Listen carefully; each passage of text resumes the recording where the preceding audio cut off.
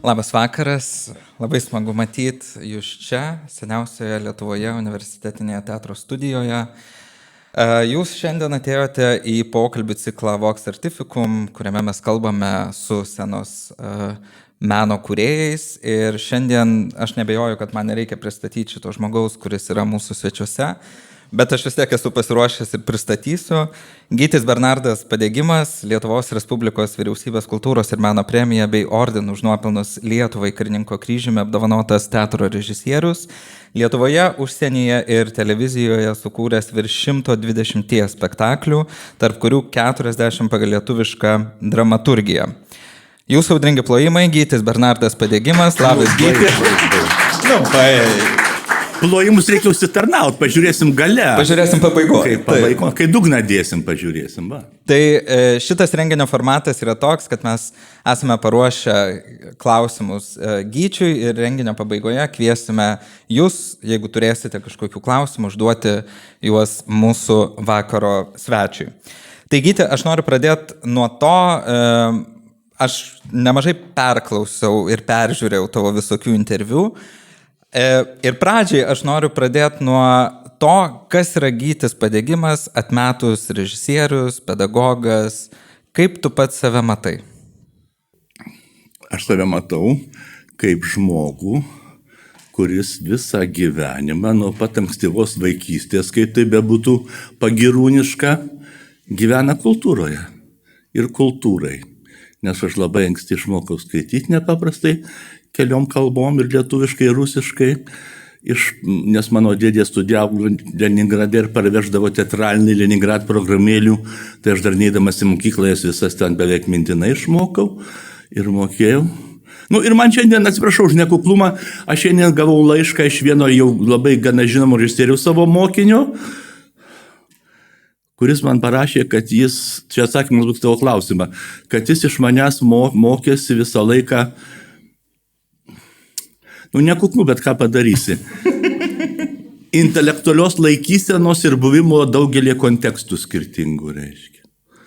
Tai va turbūt, nes ta prasme, kad čia vėl kaip koks pasigirimas, bet aš esu vienintelis režisierius per 100 metų Lietuvos teatro ir daugiau, kuris statė faktiškai visuose Lietuvos teatruose. Ir todėl, sakykim, ta knyga, kur yra įtariamas Padegimas, tai yra ne Padegimo, bet Lietuvos teatro 50 metų paskutinių istorija. Nes aš buvau visur su visais ir kaip aš imu galvoti apie aktorius, su kuriais aš dirbau, kurie jau legendos, kurių jau taip skamba, o aš su jais dirbau visai ir tai man pačiam taip truputį keista darosi. Negi tai tikrai, o aš dar vis dirbu ir dar bendrauju, ir dar vis gyvas, ir vis kviečiamas ateinu, kalbu ir nežinau. Tai gal taip ir yra, kad, kaip tam Platonas sakė, dar labai seniai, ne kad vieni kuria kūno vaikus, kiti dvasios, vieni kuria materialų gyvenimą, jo gyvena. Man materialinis būtinis gyvenimas kažkaip niekada nebuvo įdomus, jis gal man toks netgi nuobodus ir aš labai džiaugiuosi, kad visada atsirado ir atsiranda žmonių, kurie padeda man jį gyventi. Bet ir šiandien galų gale 5 metų neveikęs televizorius mano draugų pajungtas, vienu žodžiu, nes aš pats negalėčiau to užsimti, man gaila laiko gyvenimo ir savęs. Ir panašiai. Tai mes dar pasigilinsim tiek apie tave patį, tiek apie kūrybą. Sėdi vienas kolega, kuris kompą tvarkė visai neseniai irgi, reiškia, tai atsiranda tokių gerų žmonių, kur. Gyti, aš noriu pradėti truputėlį retrospektyviai ir pažvelgti į tave kaip į vaiką. Koks tu buvai vaikystėje? Apie ką tu svajojai vaikystėje? Aš svajojau apie teatrą visą laiką. Kažkaip tai taip susidėstė kryptingai. Man labai keista, kai aš daug kur dalyvauju mokyklose, mane kviečia workshopus, vedu kalbuosi ir vyresnių klasių moksleiviai, kurie baigė mokyklą, jie visiškai nežino, kas juos gyvenime traukia, kas jiems įdomu. Toks įspūdis, kad jie kažkaip iš mėnulio nukrito, tik ką gimė. Aš nežinau, aš jau dar mokyklą neįdamas, aš žinau, kas man įdomu gyvenime ir kas man neįdomu. Kas mane traukia ir tai nežinau, čia gal dovana kažkokia, kad aš tai gavau, kad ir iš šeimos kažkiek, ir iš tokio aplinkybių visokių, kad mane supo labai, aš buvau labai vienišas vaikas beje, nes labai dažnai būdavo tiesiog pas senelius vienkiemie labai nuostabiame Dzūkijoje ant kalvos, tokios miškuose, kad jeigu per savaitę užeidavo koks žmogus, tai būdavo didžiulė šventė, reiškia, jeigu iš vis. Apie kokius nors vaikus, tai net kalbos dėdės, ten jų nebuvo per kokią 15 km ar net 20 aplinkui. Nu ir aš kas, ant aukšto, arba su seneliu ganyti ir klausytis jo poringių, kaip kokiais Krėvės Mickevičiaus laikais dar, žinote, arba ant aukšto. O ant aukšto močiutės brolio Vlado Bražinsko, karininko pražuvusio jauno urano kasyklose didžiulė biblioteka. Tai va aš tam nepažįstamą močiutės broliui, kuris visiškai jaunas, 20 kelių metų buvo pradaigotas sovietų, esu baisiai dėkingas, nes jis atvežiavęs iš Dzūkijos užkampio į Kauną, puolė nei ten kokias kavinės kavos gerti už tos savo pinigėlius, bet puolė pirkti žurnalus visus literatūros iš eilės, užsisakinėti enciklopediją, reiškia. Nu ir paskui viską tą kažkaip, aš nežinau, netgi kas nesužinojau, ar jau jį ten ištrėmus atvežė iš Kauno, ar jis pats spėjo paslėpti, bet kartu su jo uniforma jis tai buvo ant aukšto pas močiutę, niekam to nereikėjo, išskyrus manęs visoje šeimoje. Ir aš ten nuo vaikystės įnikęs ten.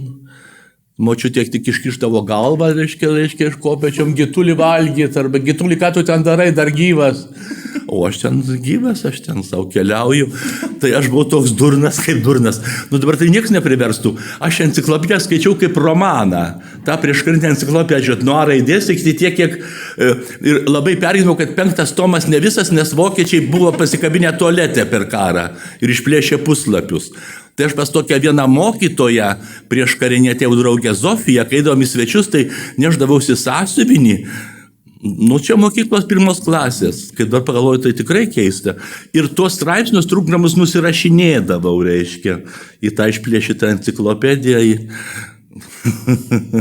Nu, va tokia buvo vaikystė. O paskui mane labai domino istorija visą laiką. Vėlgi, Alytui pas kitus senelius nebuvo jokių berniukų, jokių muštynių, ten jokių karų. Žaidėm teatrą ištisai. Aš ten buvau tų mergaičių haremo vadas atamanas ir ten jas visaip mes ten statėm Jėzus, kokius tik rasdavom romanus, ką ten mes ir bojarinais buvom, ir carienėm, ir karalienėm, ko tik nori. Kai dabar pagalvoju, tai taip juokinga, bet tada tai buvo labai rimta ir taip atsakinga, taip ir dėstėsi. Tai teatras atsiranda gana anksti. Labai. Bet aš labai trumpai, tai aš esu apie tai rašęs jau. Dabar tokia yra mada, kad tik tai gimsta vaikas, motina tik atsistoja ten, nežinau, nusiprausia ir tempia vaiką į teatrą jau, reiškia, 3 dienų. Nu tai yra labai žalinga. Per anksti vaikus vesti į teatrą yra labai žalinga. Aš atsimenu, kaip nekeista, kokią man padarė traumą vienas iš pirmųjų apsilankimų teatre. Tai buvo su močiute Alytui, kultūros namuose. Ir tai buvo kažkas tai iš tos mūsų klasikos. Dabar, kai galvoju, tai arba Baltušio Gėda gaideliai, arba Vienuolio prieblanda. Nu, apie tokį kaimo tamsybės, kaip ten pražudomi geri žmonės. Ir man tokia trauma buvo tas spektaklis. Jis man įėjo iki dabar į pasąmonę. Kad reiškia, man labai ilgai ir dažnai reikia gintis nuo tos traumos vaikiškos, koks yra baisus pasaulis ir neteisingas, kaip išžlugdo gerus žmonės, reiškia. O gal iš tos pusės kaip priešnodis, kad pačiam stengtis nebūt blogu kitų žmonių atžvilgiu, nedaryti blogo kitiems. O kada supratai, gerai, tu pradėjai kažkaip anksti, teatras tave domino, kada tu supratai, kad nori būti režisierius? O, tai čia tokia, buvo istorija tokia, aš mokiausi visą laiką vienoje mokykloje, tada buvo komjaunimo, dabar Aušros gimnazija. Tai pirmas dalykas, aš labai dėkingas mokytojui Jurgiui Kalėdai, tokia pavardė, kadangi 3 teatrai netoli, tai mes visą laiką eidavom su klase ir dramos, ir muzikinį, ir Lėlių teatro atidarymą, dabartinėje filharmonijoje Ladinas yra žibintas, kai atkėlė iš Marijampolės tą teatrą. Tai man tas tėvai mano irgi atvažiavę iš provincijos į Kauną studijuoti, vienu žodžiu, jie irgi labai teatrą pamėgo. Aš atsimenu vaikystėje visą laiką, kai man reikėdavo anksti miegoti, kai jie ten eina į teatrą, visą laiką klausdavau ir ką jie ten matė, visą laiką man pasakodavo ir tarp savęs diskutuodavo apie aktorius. Vieni buvo vienų fanai, kiti kitų fanai. Nu ir kai atėjo šimtadienis, dabar priprasta, kad ten daro net artistai tuos šimtadienius, viską, mums auklėtų irgi atvežė tokį keistą žmogų iš choro muzikinio teatro, jis raudoną vėliavą atsinešė, pamojavo, jie sakė, dabar darysim literatūrinę tokią meninę kompoziciją idėjinę. Mes išvijom tuoj pat, mes buvom tokia klasė kieta, mano klasėje dabar yra, aš nežinau, suskaičiau kokie 5-6 profesoriai, atsiprašau, už nekuklumą gavos ir tokia klasė, kuri mes patys savo iniciatyvą vaikščiom į spektaklius, mes patys savo iniciatyvą vaikščiom į Lėlių teatrą į pirmosius skaitimus Monikos Mironaitės, Laimono Noreikos, kai atsirado tie literatūros skaitimai. Ir mes tą spektaklį su Antanu Dirda, dabar jau amžinatilsį, kuris buvo šiaip architektas, visų galų meistras ir truputį režisavo spektaklius, mes begerdami pasiten už geležinkelio visą naktį alų parašėm scenarijų apie žmogų juodą ir baltą 70, kur sudėjom visokių daug eilėraščių ir mano, ir aš režisavau tą spektaklį. Profesorius Limas Kupčinskas vaidino juodą žmogų, aš vaidinau baltą žmogų, Mindaugas Urbaitis, nacionalinės premijos laureatas, vaidino Šopeną, kuris ateina bangom į hipių meilės salą, žodžiu, ir taip ir tada tą spektaklį apžiūrėjo Gimantas Vošikas aktorius, paklausė, kas čia režisavo, kas čia parašė. Tai, sako, berniuką ateik, mane į teatrą pas Romualdą Tumpą, šviesios atminties direktorius, tas mane pas Joną Jurašą. Ir šitokia žinoma istorija, visi jau ją žino, aš pasakau, kad 100 kartų Jonas Jurašas pasakė, kad režisierius turi būti arba labai geras, arba joks.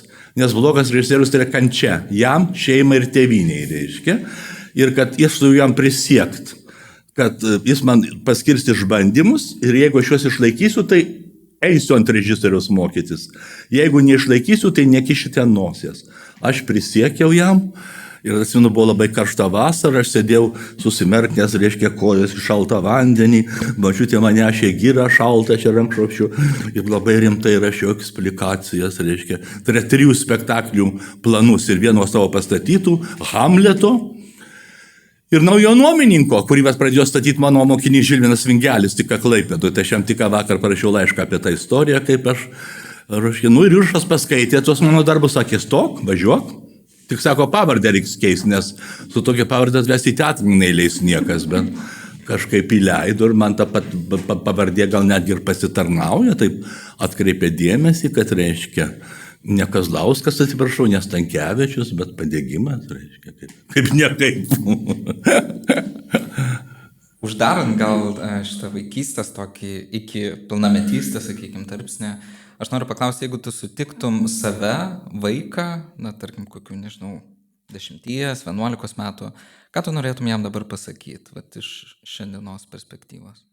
Nebūk toks rimtas, dar spėsi. Nebūk toks pareigingas, dar spėsi. Mano tėvai niekada nematė ir nežinojo, ką aš ten mokausi mokykloje, nei ką aš ten ruošiu pamokas, nei jokių korepetitorių, nieko. Aš mokiausi pačiais aukščiausiais pažymiais, baigiau su medalių mokyklą, reiškia. Mane yra įskiptas pareigos jausmas, aš irgi apie tai pasakojau. Aš iš medikų šeimos, kauniečiai vyresni visi tą žino, aš būnu labai laimingas, kai mane sutikę žmonės dėkoja, bet aš ne už spektaklį, bet už mano mamos operacijas, už tėvo griežtas paskaitas, bet teisingas, kaip jie sako. Ir man toksai, tai yra geriausias pavyzdys, kaip tu šeimoji, ką tu matai ir kaip tu augi, reiškia. Kad nieko tavęs niek memorizuoja, nieks to pirštų nerodo, bet mano mama gimus sausio 1 dieną, reiškia. Mano mama buvo chirurgija stomatologė, pradėjo daryti pirmoji grožio operacijas, darė daugybę garsių moterų ir jinai kažkodėl visada sausio 1 per naujus metus budėdavo didžiuliai zonai, pusiai Lietuvos. Ir visada, kai tik ateidavo svečiai ir reikėdavo sėsti prie stalo padengto, būdavo skambutis nemobilus, bet tas, kad jau važiuoja mašina iš klinikų ir kad jau ją veš į aerouostą ir neskris malūnsparniu į Mažeikius, operuot kažkokio vyrioko, kuriam nutraukė pusę veido raketą per 2 metų sutikimą. Tai kaip užkeikimas buvo visada. Mes šventėm be mamos visą jos gimtadienį, bet aš supratau, kad yra pareiga ir aš tokį neturiu savo terminą, reiškia atliktos pareigos saldybė. Kai tu kažką padarai, kas tau sunku, ko tu nenori, priverti save ar neatidedi, tai tada tu tokį pajauti, kad tu stiprus, kad tu nugalėjai, bent smulkmenoj, kad tu gali. Tai reiškia, tu gali ir didesnius dalykus ir toks imunitetas stiprybės formuojasi, reiškia, gyvenime, kad tu įvaldai, kad tu gali, kad tu valingas, kad tu pasieksi, kad tu padarysi, smulkmenų, o dabar tai aš išvis skaičiau labai tokią įdomią, kadangi metukų jau nemažai, kaip patys suprantat ir kiti gal ir žinot kiek, reiškia, čia pirštas nerodys, nespėliosim, tai aš čia tokią gavau dovanų knygą labai įdomią, čia su tokiu švedų rašytojų gyvenančių Berlyne, kur Simam Strindbergu, kartu jis mane pakeitė tokiam vakare dalyvauti, jo aš ten dalyvavau kaip skaitovas ir tas vakaras mūsų bendram draugui Rolandui Rastauskui atmint buvo skirtas. Ir jis man padovanojo savo knygą, tokia labai rekomenduoju, yra knyga lietuviškai Europos šlamštas jo, apie Europos daug kultūros reiškinių.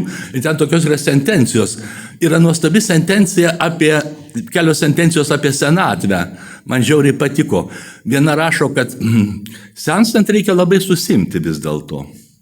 O kita labai įdomi sako, senti, tai čia nieko nuostabaus, senėjimas yra natūralus procesas, bet labai sunku atprasti būti jaunu. Tai šitas mane liečia, šitos sentencijos labai. Bet šitas kažkuria prasme, man atrodo, negalioja tau, nes vis dar daugybė kūrybinių procesų, ar ne? Per gyvenimą sukurta daugiau nei 100. Bandau apsimesti, kad negalioja, bandau. Jo. Man atrodo, kad tau puikiai sekas. Tai mano ir kitas klausimas, perinant jau truputėlį daugiau į kūrybą ir teatrą, iš kur tiek energijos gyti pas tave? Padegimas, genetika. Mano močiutė, tėvo mama, aš esu dzūkas grynas, man tas dažnai ir kenkia, bet aš galvoju, aš vakar posėdėje kultūros ministerijoje, Aukso kryžių komisijos, reiškia jo, taip užsivedžiau, galvoju paskui, kam to reikia, kam tiek tos energijos, galima perpus mažiau, ir mažiau žmonių supykinsi, sunervinsi, reiškia, ir savo ląsteles išsaugosi. Bet mano močiutė, jau būdama labai daug metų, sakydavo, Zievai keliešką ant dviračio.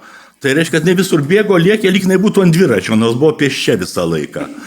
Tai kažkaip ir bet aš kada čia užvakar, sekmanį visą Rygą išlakščiau, reiškia, pėsčių ekskursijoje. Spektaklį mačiau didžiulį, labai įdomų 4 valandų ir nieks. Atrodo, aš per metus 100 spektaklių turiu pažiūrėti Lietuvoje, ačiū Dievui, baigėsi kadencija. Dar rytoj važinėjau spektaklį Taksi po Vilnių 1,5 valandos, toks yra spektaklis. Ir dabar galvoju, taip jau logiškai, kurių velnių man dar važiuoti į Rygą žiūrėti spektaklio 4 valandų. Bet aš ten atsiduriu kažkaip. Ir dar lyg tai man tų spektaklių 100 Lietuvoje būtų maža. Tai nežinau, čia kažkoks jau holiką reikia pridėti. Darboholikas, alkoholikas, o čia kultūroholikas, kultūros. Va čia dar toks vienas sėdė, kurį aš matau visuose renginiuose visur. Nežinau, čia nebūna ir ištėlėms būdinga. Va yra žmonių, kuriems duota, kurie negali be kultūros kaip be duonos gyventi. Jo nebūti, jos ne... Nežinau, man, pavyzdžiui, kiekvieną, aišku, aš turiu internetą, aš ten ir viską, bet man kiekvieną penktadienį, savaitė neįvykus, jeigu aš Narvesen stotyne nusipirksiu literatūros ir meno, Šiaurės Atėnų, 7 meno dienų, žurnalo Teatras, kultūros barų, nors jau dabar nespėjau perskaityti, tik pažiūrėti ir kraunasi krūvos namie, išmest gaila, bibliotekoms net ir kaimuose nereikia. Ir aš visi pažiūriu, kad tų žurnalų krūvos neparduotų ir laikraščių guli. Principai turbūt gal kokie 5 žmonės dar be manęs Lietuvoje skaito, nors ne, tikiuosi, gal čia atsiprašau, perdedu. Bet toks nenormalumas yra, duota kažkas. Čia nėra normalu, čia yra jau tokia pripratimas, priklausomybė. Kas priklauso nuo...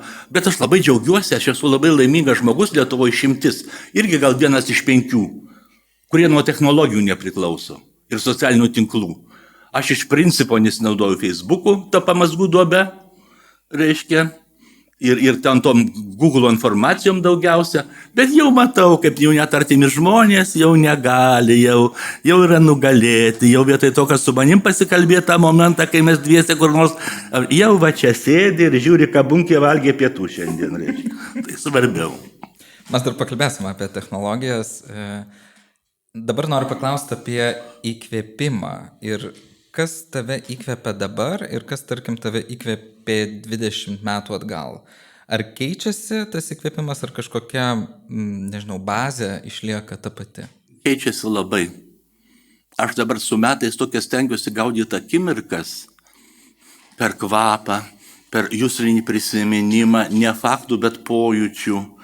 Reiškia, nes, pavyzdžiui, yra Stanislavskio, čia toksai, jis patarė artistų, jeigu tu šiandien gerai suvaidinai, tau pasisekė vaidmuo šiandien, tai tu pasistenk pasąmoniniai įsidėmėti šitą būseną. Vat kaip tu jauteisi, kas čia atvedė į tą šiandien tavo gerą vaidybą. Tai vat aš ir dėja, vat tokio prisiminimo, tokių momentų, kai tu įkvėpimas susijęs su pasaulio atradimu. Kol tu kažką jauti, kad tu darai kažką tokio pamatyti, sužinot, kad ir nedidelio naujo, praskleist, va tą tokią į nežinomybę uždangą, pamatyti už jos kažką, tokį azartą pajust, kaip vaikystėj. Vaikas laimingas, nes jis kūrėjas, atradėjas, o paskui mes tik vartotojai, mes imam tik tai gatavą viską. Tas kas tai yra postmodernizmas, tai yra toks kažkoks, perdirbimas visko to, kas buvo, niek naujo. Tai va, ta tokia akimirka ar gyvenimo, ar kūrybos, kad aš tokį jaučiu, kad esu ant slenksčio, kad va kažkas atsitiks, kad aš kažką pajusiu, ar sugalvosiu, ar susitiksiu, ar jau būna vis rečiau ir rečiau ta būsena. Ir aš labai stengiuosi kažkaip, ją atgamint. Gal ir dėl to tos kelionės ir į Rygą, kokia, kuri buvo mano vaikystės miestas, ne Vilnius, o Ryga, aš labai vaikystėje Rygą jau gerai pažinojau. Ir daug tokių dalykų kažkaip tai. O šiaip man įkvėpimas yra gamta. Kaip pasakyti? Suprantat, aš kažkaip, man pasisekė, kad aš neturiu tokios kažkokios įgimtos aistros materijai, reiškia, nors nepaisant to susikaupė daug visokių daiktų nereikalingų. Atsimenu, kai gavau butą, kuriam gyvenu 44 metai, tam pačiam bute. Ir man mama sakė, tai tu tik neapsikrauk daiktais, ar ne? Apsikroviau, vos žmogiška labai, vos praeit negali, jau praeit negali. Tik tiek, kad daugybė tų daiktų yra meno kūriniai, vertingi knygos, kiekvienas kažką atmena, dovana kažkokių išėjusių žmonių ir garsių ir aktorių, su kuriais dirbau ir panašiai. Tai va, esu toks, ta prasme, trenktas kultūrai, tokiam kažkokiam gyvenimo, kaip čia, geismui, nes man dar vis įdomu, aš dar vis pabundu ir vis aš dar, pavyzdžiui, labai noriu statyti spektaklius, va čiagi pastačiau pas jūs spektaklį, kviečiu, kurie nebuvo, čia sėdi aktorių, kurie ten puikiai vaidina, aš esu labai laimingas ir dėkingas, bet aš dar vis noriu, jau atrodo, jau turbūt, ta prasme, jau turbūt daug kas galvoja, kuo tas patikimas draskos, jau šik pristatė spektaklių, tiek primokė jaunų režisierių, tegu jie stato, tegu jis žiūri seneliokas į tuos spektaklius ir džiaugiasi. O man tai dar toks azartas, kad aš dar geriausią spektaklį pastatysiu. Va dabar aš statysiu ir dar pastatysiu, ir dar geriau pastatysiu, ir dar taip, kaip kokio, žinai, čia kaip kokio Monte Carlo ruletėje žaist. Dar vis norisi, dar gal išlošiu, dar padarysiu, dar nagus nešti. O iš kitos pusės, kai pagalvoju, aš turbūt jau kaip įpranti visą laiką būtų tokiam ritme, kūrybiniam, tai net keista, jeigu aš, pavyzdžiui, pabundu kokią dieną ir man nereikia arba repetuoti, arba vertinti kitus spektaklius, arba eiti į susitikimą, arba duoti interviu, arba dėstyti studentam. Aš taip jaučiuosi, kad, aš suprantu, kad tai yra labai blogai. Aš jaučiuosi, kad tai yra prarastas laikas, reiškia, kad aš vis tiek turiu kažką daryti, kad čia labai yra bloga savybė, kad įkalta, čia gal net nuo sovietmečio žmogus tai turi būti prasmingai, kažką savo vis daryti. Tai kai aš gavau palinkėjimą paskutinio gimtadienio progą, kad, reiškia, atkreipdėmėsi šiek tiek ir savo asmeniniam gyvenimui, tai aš apsidžiaugiau, galvoju, teisingai pastebėta. Reiks atkreipdėmėsi dar kažką tai bandyti, kas neprivalgyti, tai prilaižyti gal dar bent šiek tiek. Bet vargu ar pavyks, nes vėl ką nors sugalvosiu arba kas nors ką nors pasiūlys tokio ir oi. O tai koks tada yra tavo Oi, tai atsiprašau, Ne. gavau visiškai pasiūlymą tokį nonsensinį dabar. Tapti vieno provincijos teatro direktorium Lietuvoje. Tai jau nėra kur toliau jau tik juokas ima ir nei bėk, nei rėk, bet visai rimtas pasiūlymas iš žmonių, kurie su tuo teatru susiję, taip sakant, ne šiaip iš gatvės. O tai koks tada, aš klausau, koks tada yra tavo laisvalaikis? Kaip tu mėgsti leisti laisvą laiką, jeigu tu jo turi? Nes iš tiek, kiek tu darai, man atrodo, kad jo neturėtų būti labai daug. Aš turiu laisvo laiko. Aš kažkaip labai, kažkaip taip man yra priprasta labai planuoti. Aš labai daug padarau 3 viename, bet aš būnu Vilniuje, jeigu, rytoj aš būsiu Vilniuje visą dieną. Pas mane labai daug suplanuota. Dalykinių susitikimų, darbų, susitikimų asmeninių, parodų, vienu žodžiu. Ir aš tą viską prasuksiu, manau, reiškia. Ir aš taip pat gyvenu, daug kas ten yra tokio į priekį ir bet matai buitis, kad nuo manęs nukrinta buitis, gerų žmonių dėka ir dievulio. Kad man nereikia skalbti, nereikia, nors paskutiniu metu labai įsigudinau grybų sriubą virti iš vasarą sodybos surinktų grybų. Ir jau iš 4 karto gavosi ne košė perlinių kruopų, bet sriuba tikra, reiškia, tai jau džiaugiuosi dar kažkaip ir tam. O šiaip tai, kaip čia pasakyti, bet supranti, ko aš niekada nesakau, nei savo, nei kitiems, oi, aš neturiu laiko, oi, aš nespėju. Aš visą sakau, aš turiu laiko, aš spėju, aš padarysiu, ir viskas vyksta taip kažkaip, tik reikia kažkaip įsidėstyti. Aš žinau, pažiūrėjau, kad aš pirmadienį turiu parašyti į tokį vieną atsiliepimą, bet tai pirmadienį. Aš žinau, kad penktadienį aš jau paskiriau tokiam vienam asmeniniam susitikimui, aš jį padarysiu. Jau taip kažkaip į priekį, toli. Žinau, kad mano premjera Šiaulių teatre bus 30-31 gegužės, žodžiu. Kai ką, rudenį žinau, kas vyks ir bus ir panašiai, taip dėsningai. Nors mano sūnėnas dabar studijuoja Amerikoje, krepšininkas, ten reiškia viską, tai jis taip labai papasakoja tokių kita kultūra, kad, sako, tie amerikoniukai, kuriuos žaidžiu, ypač jau tiek, reiškia, sako, jie kažkaip tik tai žino, ką darys iki pietų. Sako, jo Amerikos jaunimėlis, jie po pietų jau nežino, ką jie darys, nes pas juos tik tai iki pietų. Jie nieko į priekį, reiškia. Tai jeigu aš taip nieko į priekį, tai nebūtų 124 spektaklių, reiškia. Nes tu turi juos kažką. Bet aišku, čia yra visiškai labai teisinga šitas momentas, kad kai aš dabar galvoju, man nuo pat studijų, nuo pat jaunystės, kai eidavo mano ten klasiokai ir barą Rambynas, o aš eidavau į biblioteką, kai mano klasiokai ten eidavo krepšinio mėtyti, o aš eidavau į teatrą, tai galėdavau dažniau su jais eiti, galbūt galėdavau ir dažniau su jais eiti. Ne tai, kad aš iš vis nepratęs gailėtis praeities, kai buvo, tai buvo, čia yra nesąmonė, buvo gal verkti, kad ten kažko buvo, nebuvo, nebuvo to, tai buvo kitas, reiškia, ėjo, praėjo, vis tiek dar svarbu, kaip dabar esi ir kas dar bus ateityje. O jau kas praėjo, tai jau praėjo ir viskas toksai momentas. Taip, kad, taip. Tai pasirinkimai, laiko planavimas, nes yra nemažai žmonių. Ne, tai aš naudoju tą savo daug metų tą kalendorių, aš užsirašau visus telefono skambučius, kas man skambinau, kam aš skambinau, pasižymiu, kur aš buvau, ką aš dariau, ir aš turiu daugybės metų tą viską. Ir pasirodo, kad tas labai praverčia, nes čia vienu metu, kai kažkokią knygą leido apie sąjūdį, tai mano tas 88-89 metų tas mano tie kalendoriai labai pasitarnavo, netgi valandom, kur kas vyko, kokie dalykai. Pasirodo, didžioji istorija neužfiksuoja daugelio tokių smulkių dalykų, o žmoneliai kažkur ir užfiksuoja kažką ir paskui netgi tyrinėjant istoriją to reikia kažkiek tų dalykų. Ant truputėlį prie teatro, aš noriu paklausti, koks pastatymas iš visų, kuriuos esi pastatęs per gyvenimą, tau pačiam yra artimiausias galbūt, arba vis dar yra kažkaip širdį, kurį tu prisimeni, vertini? Jo, labai geras klausimas. Paprastai yra priimta atsakyti visi, o aš atsakysiu apie tą vienintelį. Tai va, aš labai džiaugiuosi, aš nežinau, kiek čia mano pastangų, aš labai tikiu dėsningais atsitiktinumais, kaip vadinu, arba Dievo režisūra.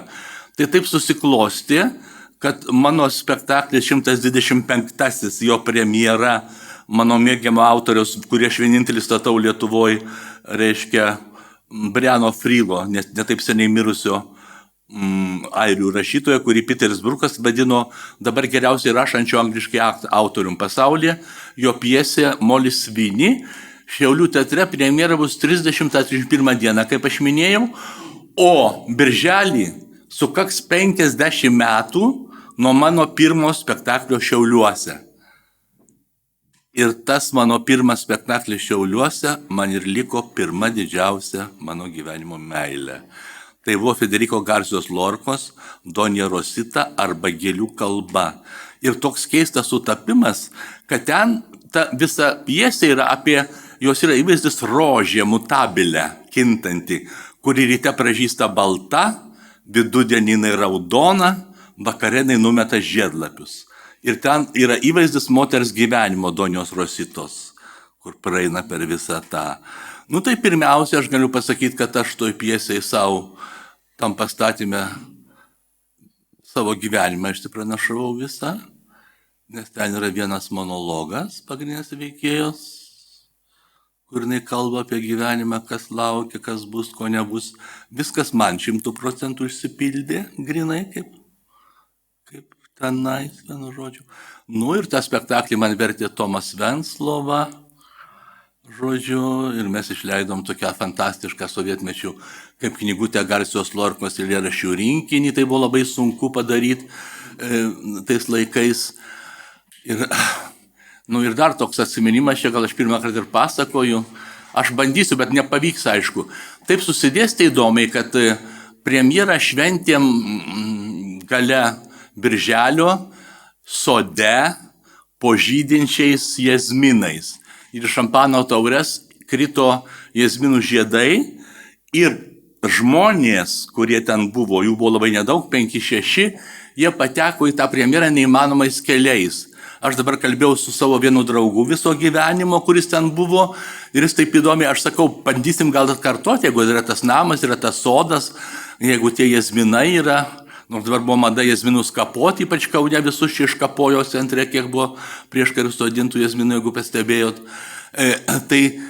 Tai jis taip įdomiai sako man, bet aš jau karinių lėktuvėlių iš Vilniaus neskrisiu. Nes jis baigęs egzaminus, nebuvo kaip patekti, reiškia, metęs į aerouostą ir sugebėjo kažkokį karinį lėktuvėlį zoknų skrendantį. Kita buvo tokia draugė, reiškia, kurios aš po to ir nemačiau. Jinai emigravo iš Maskvos, jinai emigravo į Ameriką ir pasimetė mūsų tokie. Buvo toks šventimas, tokia kampanija ir daug žmonių išėjo, Pranas Paulokas, kuris ten daug labai.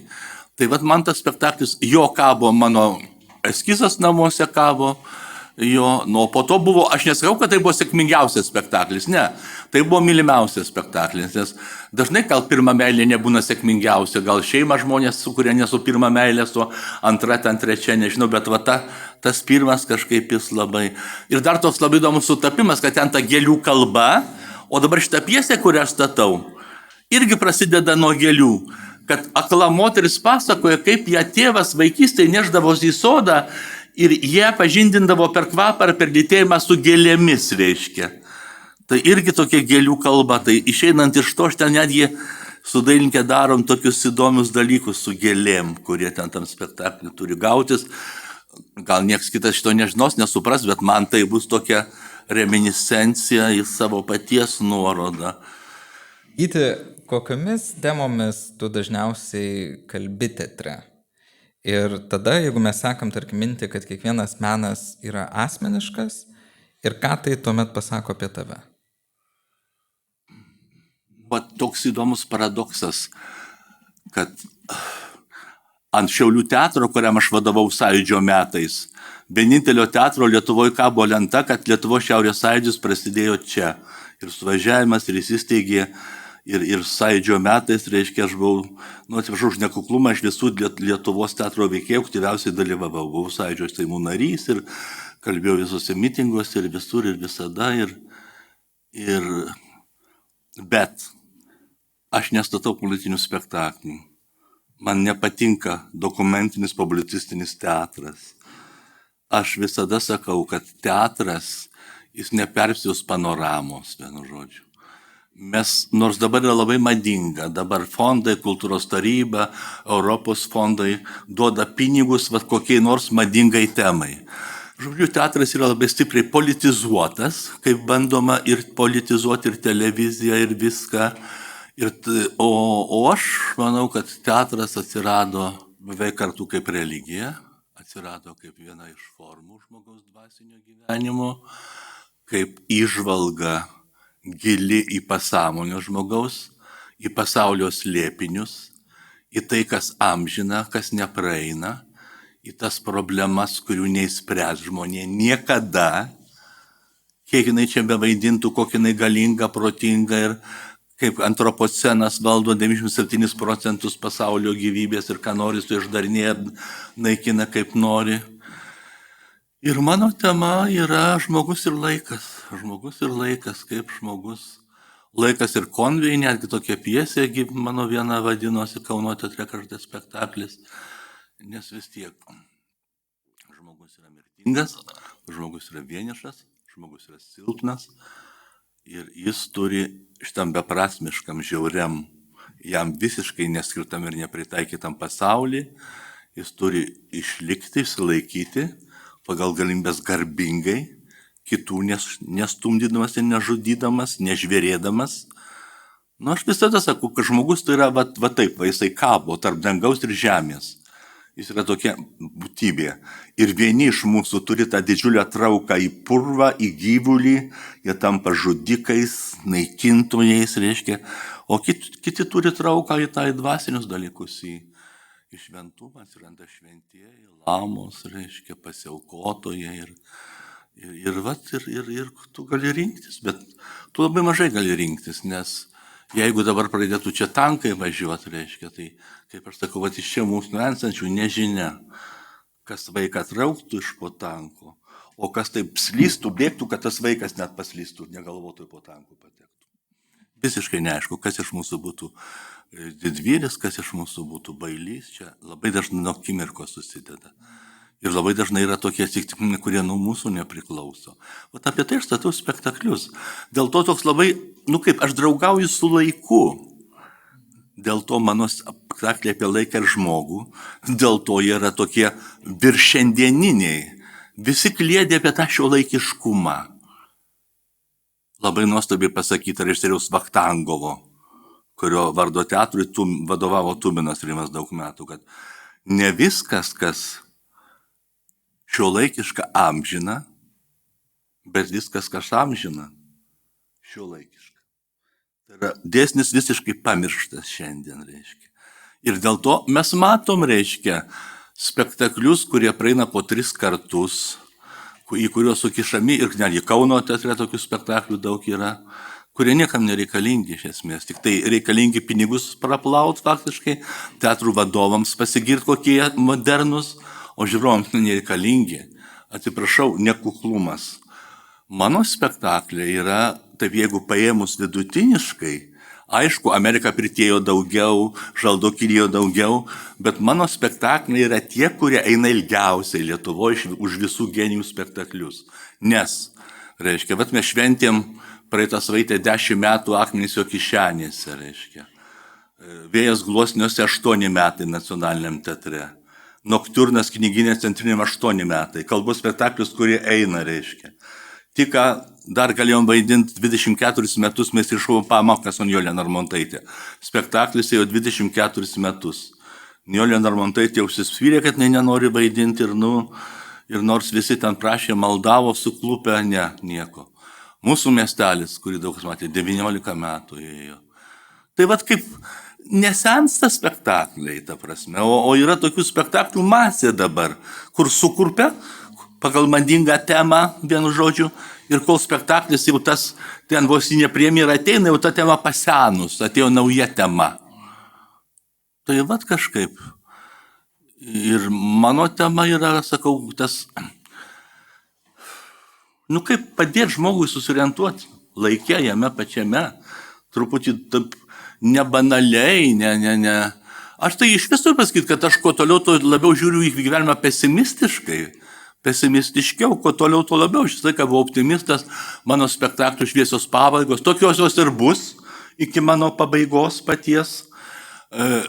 Iš principo, kad vis tiek turi tikėti, kaip ten bebūtų, net ir be tikėjimo žmogus tampa ne žmogum, kuo nors ir iš vis prasme. Ir kad yra kažkas daugiau už tą mūsų varganą trumpą gyvenimą, pilną klaidų ir nuopolių.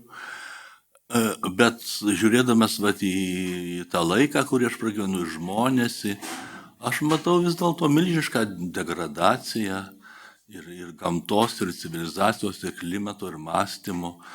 Bet mane tik tai vis dėlto vienas dalykas džiugina. Dabar prisiminkit visi.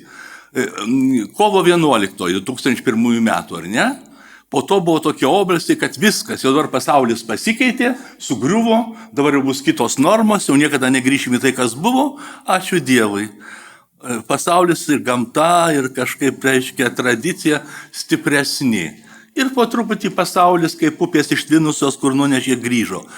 Kiek buvo riksmų per pandemiją, viskas pasaulis pasikeitė, pasaulis nebus, pasaulis negrįš, jau nieks čia tarara. Praėjo, grįžo pasaulis į savo vietą. Dabar vėl riksmai, šauksmai, kad jau Trumpas pakeitė pasaulį. Nieko. 79 metai, net ir geriausiu atveju liko tik 3. Nuodėmėm, bet meldžiu Dievą, kad dar mažiau, reiškia. Ir sugrįž pasaulis ten, kur turi sugrįžti. Į 10 Dievo įsakymų, kaip į mainstreamą, kaip į esmę. Aišku, bus ir visko, ir kitokių dalykų. Tik tai eina kalba, ar mes vis dėlto tom bendrom pastangom nesusinaikinsim, ar nesunaikinsim to savo oikumenos, to, kam mes gyvename. Nes vis dėlto taip, jeigu kiekvieno iš mūsų paklaust, žinot, aš tokį irgi turiu kaip 18 amžiui. Buvo 3 žmonės Europoje. Petras I, Jekaterina II, ten reiškia Liudvikas XIV ir Friedrichas Prūsijos, kurie sakydavo po manęs nors ir tvanas. O visi kiti buvo griežtose struktūrose, baudžiauninkai, taisyklės, viskas. Tai tvanas netėjo. O kai demokratiniai visuomeniai, po manęs nors ir tvanas, sakom, kiekvienas iš mūsų, ir neturim jokio atsakingumo jausmo, nei artimųjų, nei savo, nei gamtos atžvilgių, darom, ką norim, kaip norim, reiškia, tvanas ir ateina. Ir skęstam tam tvane iš esmės. Tai ir aš nežinau, ar tas žmogaus, taip sakant, sąmonėjimo laipsnis ir sugebėjimas būti atsakingu ir apribos save, savo poreikius, interesus vardan bendrojo gėrio. Savoka bendrasis gėris atsiranda tik tai, kai būna teismo procesas jau, kai kažkas kažką labai pridirba. Bet kad tą bendrąjį gėrį išlaikyti reiškia, ar mes tiek sąmoningumo, manau, kad homo sapiens neturi tiek sąmoningumo. Vis tiek yra į save nagai. Plėštim, kiek galiu, reiškia, iš to gyvenimo, visiškai negalvojant, kas po manęs, kaip, tegu nors ir tvanas po manęs. Jis ir ateina, tas tvanas ir ateina. Tai va. Man labai surezonavo, čia truputėlį atgal, kada tu pasakei, kad anksčiau tu buvai pozityvesnis žmogus ir čia aš gal norėčiau... Ne, tai aš ir dabar pozityvus. Aš nebejoju, bet čia man surezonavo iš tos perspektyvos, kad tu visai neseniai šitoj teatro studijoje pastatei spektaklį A ir mes kada planavom spektaklį, tu buvai sakęs, kad kažkada perskaitai tą medžiagą ir sakai, kad niekada nestatysi šito darbo.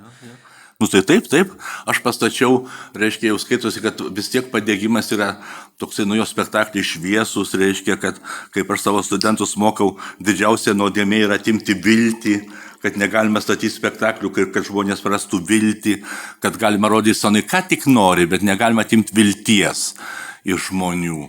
Tai aš tą pjesę, kai gavau prieš 20 metų iš vertėjos, tai aš pasibaisėjau, sakiau, aš tokių pjesių su incestu, su žmogžudystė, į ko jūs mane laikot, aš nestatau ir nestatysiu.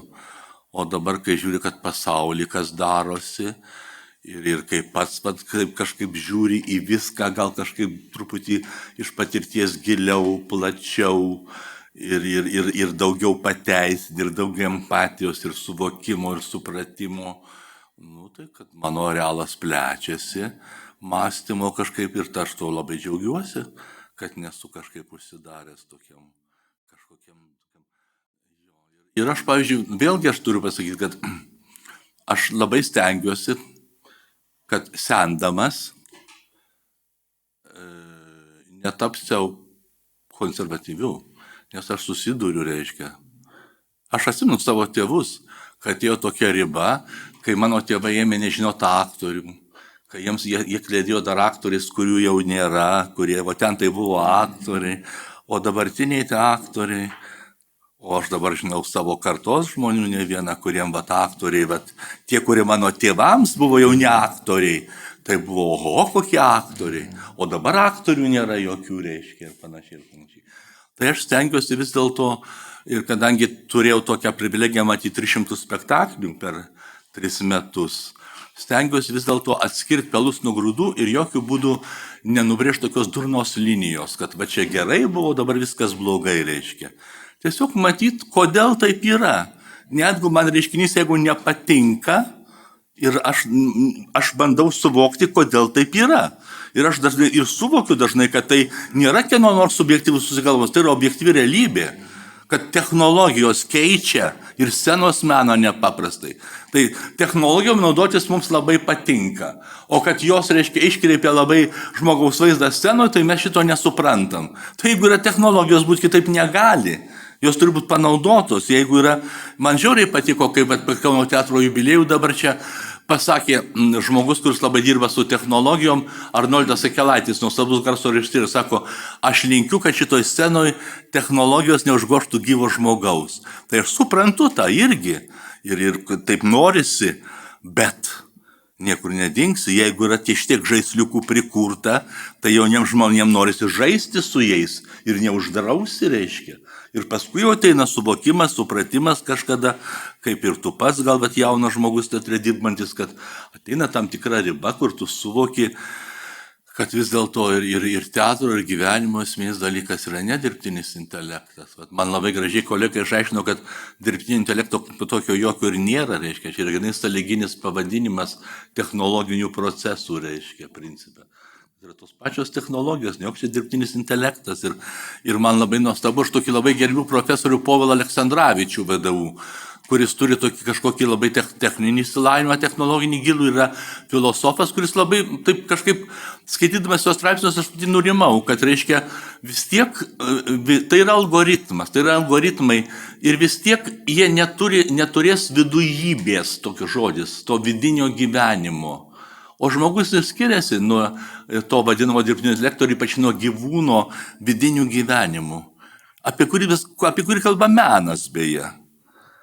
O nekalba, pavyzdžiui, nei kiek nei valstybės vadovai, nei politikai, tai mūsų mintis, mūsų svajonės, mūsų baimės, mūsų kažkokie absurdai, tai kas neištariama, tai kas yra, tad šito nesudėsi turbūt algoritmą, nežinau. Nežinau, kažkaip tai galima imituoti, turiu vilties, kad ne. Nors dabar labai daug yra perspėjimų iš žmonių, kurie kūrė, tai kad tai yra vis dėlto, kaip aš čia vienu metu sakiau, žmogus tai skamba pavojingai, kad dirbtinis intelektas irgi skamba pavojingai. Ir aš labai dar džiaugiuosi, kad teatre galima rasti, bet gal tokia truputį ir priebėga. Nes, pavyzdžiui, Tuminas ir Nekrošius, nežinau, ar jūs pastebėt ar žinot, jie niekada nenaudojo jokių technologijų iš esmės. Iš principo, geriausi mūsų režisieriai, garsiausi. Jie nenaudojo video projekcijų jokių, reiškia, ir sakė, kad visiškai teatrui to nereikia, kad yra pertekliniai dalykai teatre. Aš irgi, pavyzdžiui, kovoju su savo nors aš esu režisierius, kuris pirmasis panaudojo dar 86 metais, prieš 50 metų, kameriniam teatre spektaklį Kasandra, Kaune, menininkų namuose, bet aš irgi su savo dailininkė Birutė dabar visą laiką kovoju, vis nori tų projekcijų, o aš tengiuosi minimaliai nuo jų išvengti, atsiriboti, kiek vis tiek gyvas žmogus čia ir dabar. Ir to gyvo žmogaus čia ir dabar mes labai mažai turim. Bet kuo toliau taip vaikai su sniegu susidūrė, tai yra nuostabu galų gale. Bet jau vaikai labai lėtai su gyvu žmogum susidūrė irgi, tai kai susidūrė, tai labai nuostabu irgi.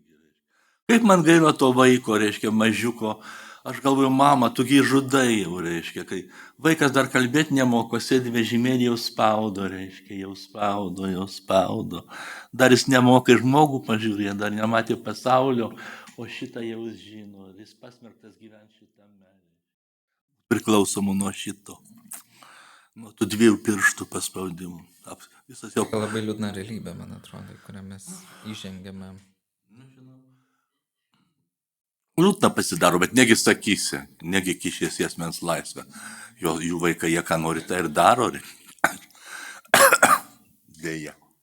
Kelis kartus, Gyti, paminėjai auksinius scenos kryžius ir tu esi komisijoje, jau nepaslaptis, pats tą pasakei. Ne, čia vieša komisija žinoma. 3 kauniečiai net yra iš 9, tai jau nemažai.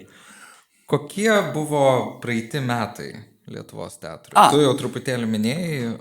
Mes dabar suvedam rezultatus, kaip tik vakar buvo posėdžiai, ryt bus posėdžiai, reiškia, jau dėstom, aš nenutekinsiu jokios informacijos, bet aš jau viešai net ir per aptarimą Laukinės anties jaunimo teatre pasisakiau šiek tiek apie. Tai aš noriu pasakyti, kad teatras yra labai įvairus ir vis dėlto, ačiū Dievui, truputį mažiau užsieniečių, išskyrus Kauno teatrą, kuris daugiausiai užsieniečiais remiasi, o ne lietuviais ir nelietuviška dramaturgija, nelietuviška tematika, o velniai žino kuo. Reiškia, o jau daug kur bandoma, tie režisieriai, kurie dar nesnei buvo jaunesnės kartos, bet dabar ant jų jau visas teatro gulas svoris, jie jau atsigrėžė į žmogų, jie jau persirgo technologijų, inovacijų, kad tik nežmoniškai, bilė kitoniškai lyga, jie jau gręžiasi į žmogų. Dabar, pavyzdžiui, labai nuostabu, kad Klaipėdos šito vadovų tapo Anupras Jucius, jis yra aktorius, jis 7 metus vadovavo teatrui Menas Panevėžy ir jis tiesiai šviesiai pasakė, deklaravo jau buvo 7 dienose, kad jie su Gintaru Grajausku, laureatu šitos nacionalinės premijos poetų, rašytojų, jie sutarė, kad jie remsis dabar teatre tuo, ko remiasi jūsų studija. Dramaturgija gera. Ne patys kažką saviviliškai dėstys iš kažkokių ten laikraščių skiaučių atsiminimų, kažką čia tokio, bet jums gerą dramaturgiją, kuria geri vaidmenys patikrinti, remsis tuo. Labai įdomus reiškinys yra, man dabar labai pačiam įdomu, toks testas mūsų teatriniai bendruomeniai, mano kolegoms, kaip bus su Laukinė antim Oskaru Koršunovu. Nes Oskaras Koršunovas, paskutinių metų mūsų teatro eksperimentų ir inovacijų veidas pagrindinis, reiškia, tiek per eksperimentavęs, tiesiai šviesiai deklaravo, kad jis grįžta prie klasikinio teatro modelio, kad jis stato Ibseno pjesę su reikšmingu labai, sakykime, turiniu, su labai aiškiais apibrėžtais veikėjais, psichologinė prasme, ir kaip man sakė aktorius, neleido pakeisti nei vieno žodžio. Dabargi priimta, kad vienu žodžiu stato, sakykime, režisierius Brazys Baričio, reiškia, Jūra vandenynas, pastelinį akvarelinį romaną, vienu žodžiu, prie jūros, o finale kažkaip artistė bomba gimdo iš vaginos kažkodėl tai. Toks marazmas, kurį autorius sužinojęs, nežinau, paduotų į 20 teismų jį, jeigu sužinotų. Tai Koršunovas neleido keisti nei eilutės, nei išbrauk, nei ką. Tai man labai įdomu. Žiūrovai veržėsi, spektaklis toks, kritikų dalis kaltinta, kad tai yra labai senamadiškas, labai tradicinis spektaklis. Jis toks nėra. Tai yra toks vėlyvasis modernas, labai aukštos klasės, geros, puikia sintezė dramaturgijos, muzikos, vaidybos, scenografijos, šviesos, labai aukštos teatrinės kultūros spektaklis, bet jis nėra eksperimentas vedant eksperimento. Nors Oskarui jis buvo kaip eksperimentas. Ar jis gali pastatyti tokį tradicinio dramos, nes pos kažkokių dramos įsikraipimų, bet tikros dramaturgijos spektaklį? Gali ir labai gerai. Ir man įdomu, kaip tai bus įvertinta. Nes kol kas kilo labai daug klaustukų. Vėlgi man labai toks didelis klaustukas, kaip bus įvertinta šitas Kauno paskutinis opusas. Nežinau, ar jūs įmatėte ar ne. Kadangi aš savo nuomonę pareiškiau net per LNK žinias, reiškia, tai aš manau, kad yra antilietuviškos vėlinės, kitaip to spektaklio ir nepavadinsi. Dar kartą kartoju, kaip nelietuviškos, bet antilietuviškos vėlinės. Kaip sakė Girdzijauskaitė, reiškia, žinoma kritikė, jis sako, baisu, kad laikinoji sostiniai Kaune, kurie atlaikė polonizaciją savo laiku. Dabar yra spektaklis, reiškia, kuris yra pastatytas, nukreiptas ir išvis prieš Lietuvos valstybę, prieš lietuvių tautą, kaip žlugusią parodytą, reiškia, kur vėliava deginama, kur finale sakoma, pažiūrėsiu žiūrėjau salę, kad ar čia yra gyvūnė, čia tik lavonai, reiškia. Apie mus visus tai pareiškime. Vat man labai įdomu, kaip mano komisija, mano kolegos, kaip mes apdovanosim, sureaguosim į tokius reiškinius skirtingus įdomus. O šiaip tai labai, labai gerai jau dirba šita karta, man teko beveik visiems dėstyti, reiškia, būt jūsų jų ir labai džiaugiuosi, kad jie tikrai daug ką labai išmoko iš manęs, iš vyresnių kolegų, perėmė ir patys eksperimentuoja drąsiai ir jau teatras yra jų rankose, jau šiais labai tikiu, tas Žilvinas Vingelis, ir Eglė Švetkauskaitė, ir Kamilė Gudmonaitė, ir Augustas Gornatkevičius, o jau nekalbu apie Adomą Jušką, kuris jau turi kryžių ir aš jam duočiau dar vieną, nežinau, auksinį.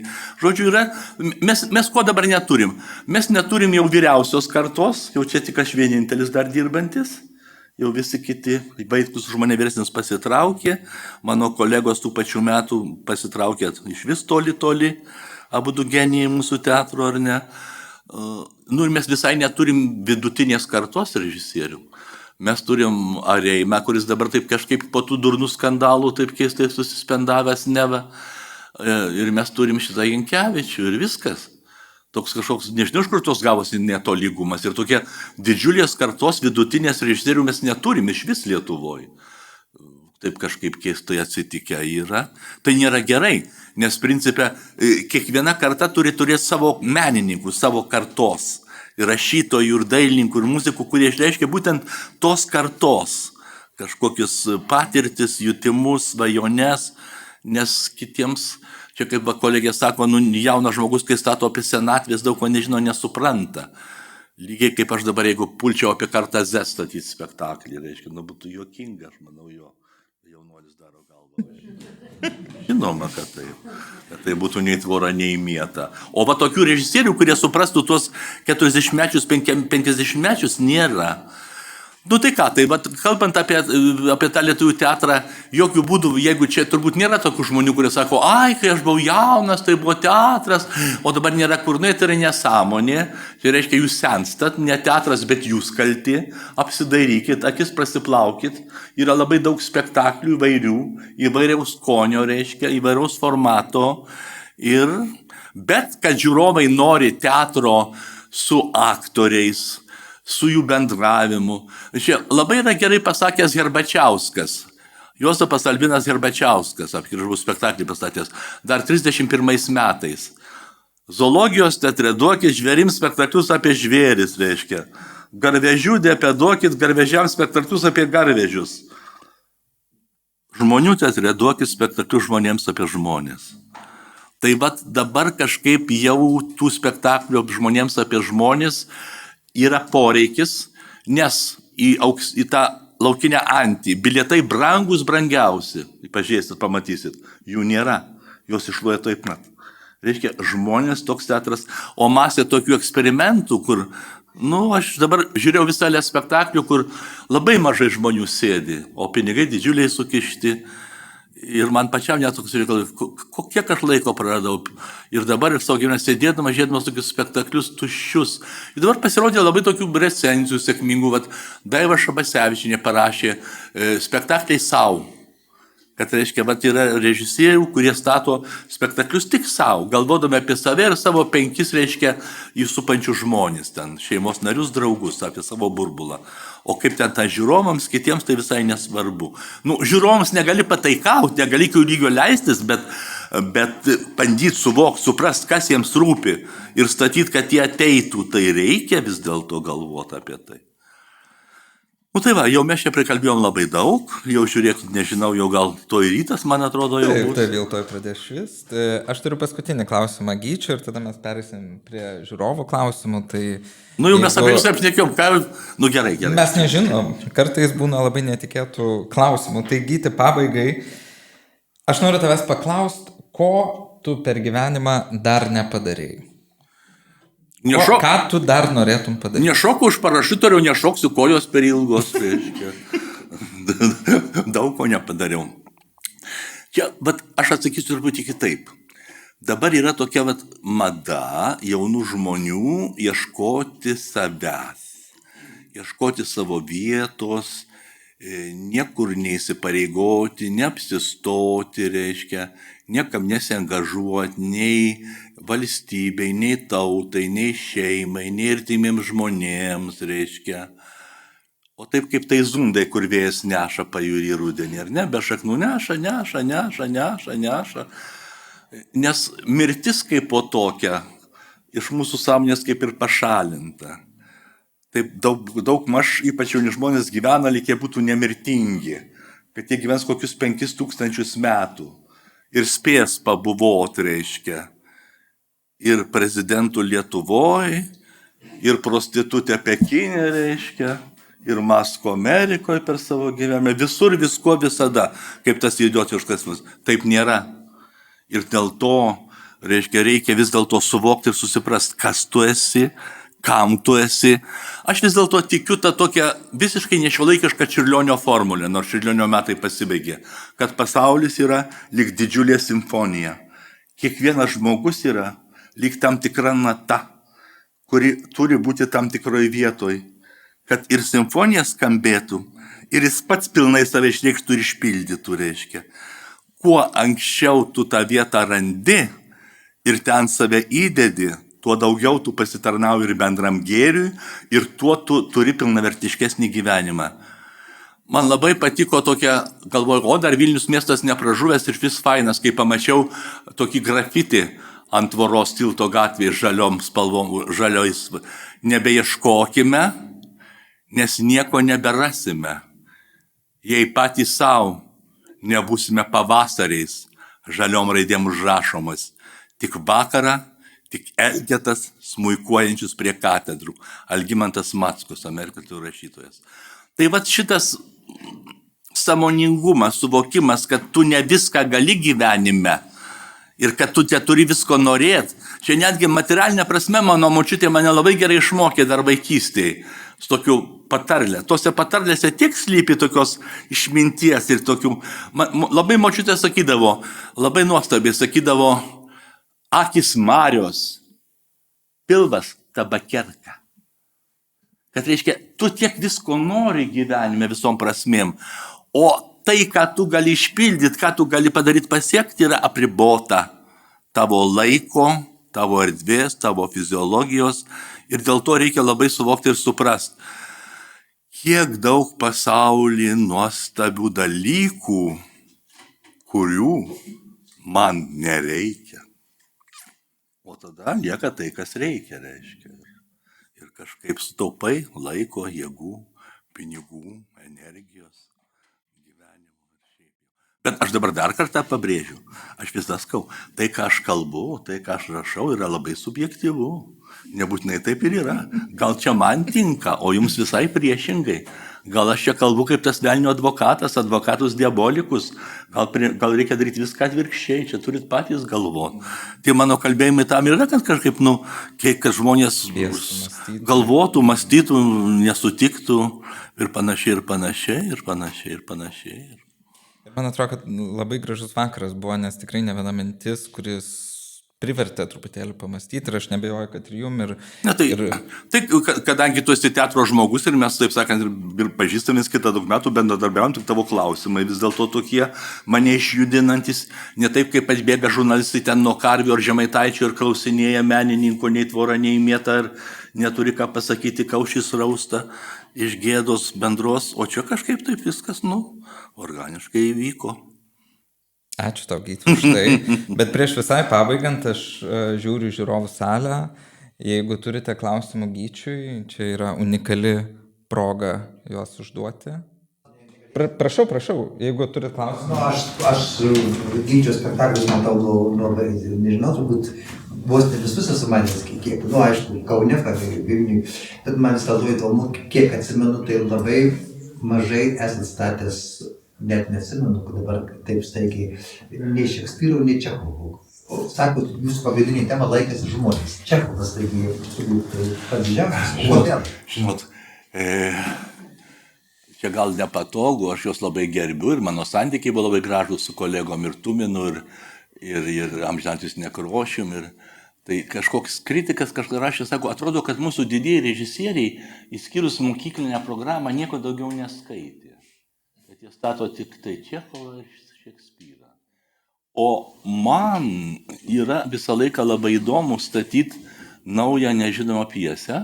Aš esu turbūt Lietuvoje tas režisierius, kuris atvedė lietuvių teatrą labai daug autorių ir Lietuvos ir pasaulio, kurių niekas nestatė be manęs. Aš pažįstu, va dabar Kauno teatre stato Norbertas Jasinskas pjesę apie ir pagal Jurgą Ivanauskaitę. Jis prašo mano konsultacijos, nes aš vienintelis stačiau Jurgą Ivanauskaitę. Aš vienintelis stačiau Juditą Vaičiūnaitę. Tokias autorės vis dėlto didelės ir galėčiau vardinti. Ir man labai visiškai nepriimtina statyti kokią nors Žuvėdrą arba Hamletą 125 kartą ir iškoti naujos interpretacijos. Nes žiūrovai tai matė, jie žino. Čia tik tai teatrologams labai įdomu. Ir dar tas Hamletas į tą pusę pažiūrės, sakydamas būti ar nebūti, ar į tą pusę pažiūrės.